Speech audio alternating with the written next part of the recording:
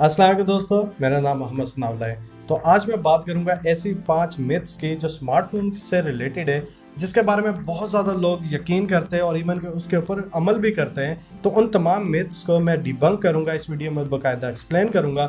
तो इस वीडियो को एंड तक देखते रहें, इस वीडियो को लाइक करें, दोस्तों के साथ शेयर करें, चैनल को सब्सक्राइब करें।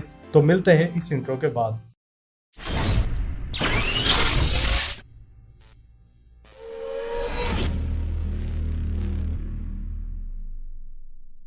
तो दोस्तों ऐसा है कि शायद आप यकीन करते हो कि कभी भी अपने स्मार्टफोन की बैटरी को फुल ना करें या कभी भी स्मार्टफोन को ओवरनाइट चार्ज ना करें या फिर अपने स्मार्टफोन की बैटरी को बिल्कुल ज़ीरो करके दोबारा चार्ज करें, जिससे लाइफ बढ़ती है। तो दोस्तों ये सारी जितनी भी 2-3 मिथ्स है, ये सारी गलत है। मैं इसको एक मिथ में इसलिए इकट्ठा कर रहा हूँ, ये तमाम की तमाम बैटरी के हवाले से है और तकरीबन इन सब का जवाब एक ही है।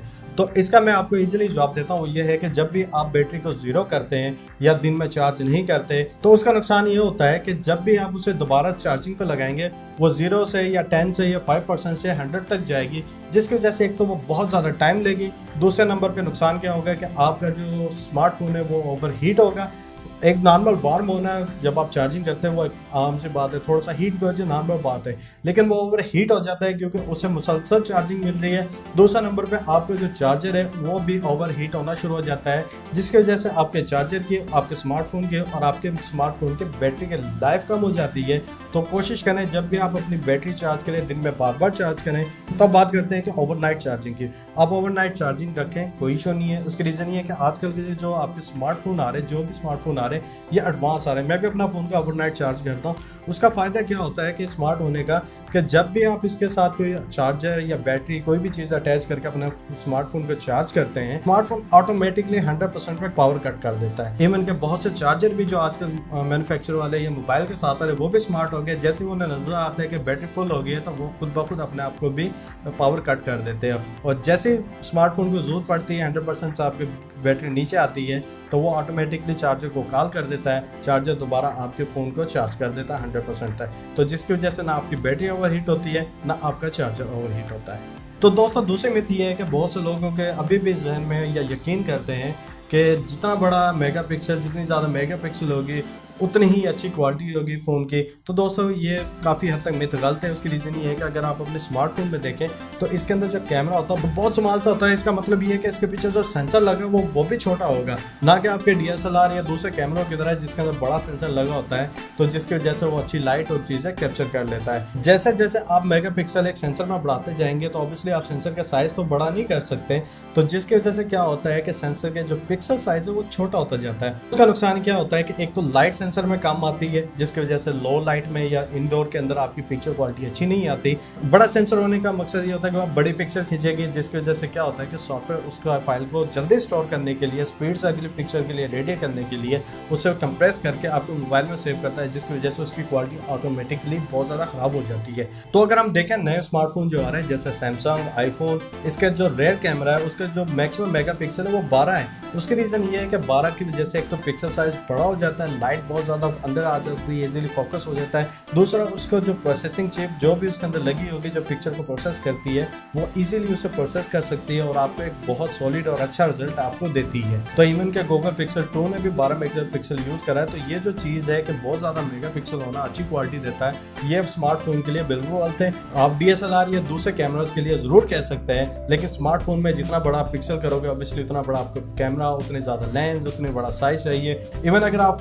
आईफोन का देखें तो उसका जो कैमरे का एरिया है वो थोड़ा सा बाहर निकला हुआ है। उसकी रीज़न ये है कि ताकि उसके अंदर लेंस लग सके, थोड़ा सेंसर अच्छा लग सके, ताकि आपको पिक्चर क्वालिटी और स्मूथ आए। अगर वो बिल्कुल बॉडी के साथ जोड़ देते हैं, हो सकता है कि आपको वो क्रिस्टल के लिए रिजल्ट ना मिले, जो आपको थोड़ा सा सेंसर बाहर निकाल के फोकस और लाइट को कैप्चर करने का उसे इजीली मौका मिलता है। इसके अलावा जो मिथ नंबर 3 है, बहुत ज़्यादा कॉमन है, वो ये है कि जब भी आपके मोबाइल की सिग्नल फुल होंगे कि आपका मोबाइल का जो इंटरनेट डेटा है उसकी स्पीड फास्ट होगी।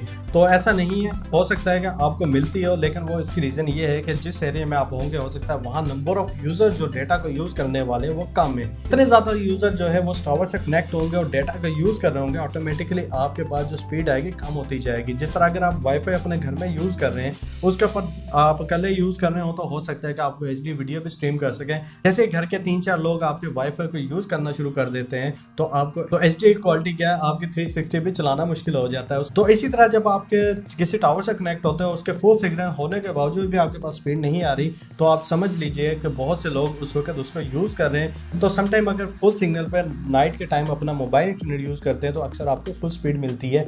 उसकी रीज़न ये होती है कि नाइट के वक्त 10, 11, 12, 1 के बाद तो बहुत से यूज़र जो है यूज़ करने वाले जो है मोबाइल इंटरनेट को वो सो जाते हैं, जिसकी वजह से आपको बैंडविड्थ खुली मिल जाती है और आप इजीली अच्छी स्पीड डाउनलोड कर सकते हैं।